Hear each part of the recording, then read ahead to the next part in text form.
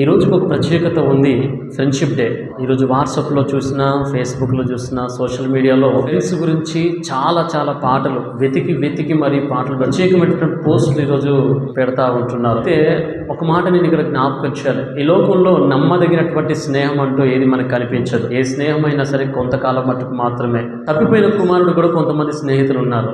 ఆ స్నేహితుల యొక్క ప్రేరేపణ బట్టి, వారి యొక్క ఫోర్స్ను బట్టి మొత్తానికైతే తండ్రి దగ్గరకు వచ్చి ఆస్తిలో భాగాన్ని అడిగాడు, డబ్బును మొత్తం కలెక్ట్ చేసుకున్నాడు. ఆ తర్వాత దూరదేశానికి వెళ్ళాడు, స్నేహితులతో ఎంజాయ్ చేశాడు. ఆ ఎంజాయింగ్ లో డబ్బును మొత్తం కోల్పోయాడు. ఆ తర్వాత మనం చూడొచ్చు, డబ్బంతా అయిపోయిన తర్వాత ఒక్క స్నేహితుడు కూడా అతనికి తోడుగా లేడు. ఎలాంటి స్థితి వచ్చిందంటే, పందులు తినేటువంటి పొట్టుతో తన కడుపును నింపుకోవాలి అని అనుకున్నాడంట.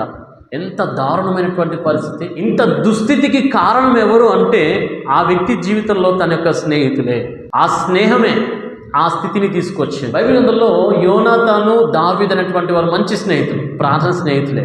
ఎంతటి స్నేహం అంటే వారిది బైబిల్లో మనం చూడొచ్చు. సౌలు గారు దావీదుకు అపాయము కలగజేయాలనుకున్నప్పుడల్లా యోనాతాను వచ్చి దావీదును రక్షించేటువంటి వాడు. వచ్చి అన్నాడు, నా స్నేహితుడా దావీదు, నా తండ్రి నిన్ను చంపాలనుకుంటున్నాడు, దయచేసి ఇక్కడి నుంచి నువ్వు వెళ్ళు, ఇక్కడ దాగుకో అని కొన్ని విషయాలు చెప్పేటువంటి వాడు. నిజంగా వారి స్నేహము అమూల్యమైంది.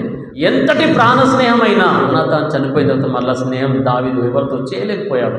ప్రాణ స్నేహం ఒకవేళ ఉందేమో, ఉన్నా కూడా మన ప్రాణం పోయేంత మటుకు మాత్రమే ఆ స్నేహం కొనసాగుతుందేమో.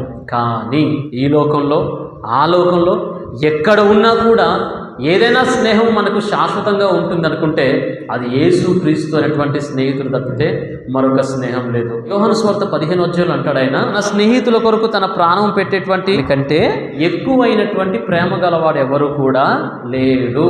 ఇక నుంచి మీరు నా మాటలను, ఆజ్ఞలు మీరు ఆలకిస్తే నేను మిమ్మల్ని దాసులు అని పిలవక ఎవరిని పిలుస్తారంట, స్నేహితులు అంటాను అంటాడు.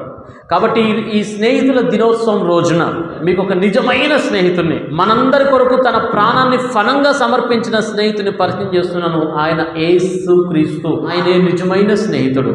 ఈ లోకంలో నిజమైన స్నేహం కనిపించదు, కనిపించిన కొంతకాలం మట్టుకు మాత్రమే.